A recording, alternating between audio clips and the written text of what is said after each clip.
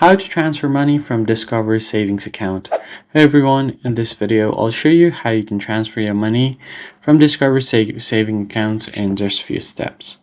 First, log into your Discover online banking account or just open up your Discover mobile app, and from the dashboard you're going to have to select your savings account. Next, you can tap on the option to transfer money, and then you can pick the date, whether it's one time or recurring, and confirm your details. Once you have done that, if you're transferring to an external bank, make sure you've added and verified that account. Discover may send a small test deposit to confirm it. You could also fill out the domestic wire transfer authorization form if you want, something like this one. And once you fill out the form, you should be able to transfer money without any problem. Finally, after reviewing everything, hit the submit button and you'll get a confirmation screen between your Discover accounts that are usually instant, and while external ones can take a couple of business days.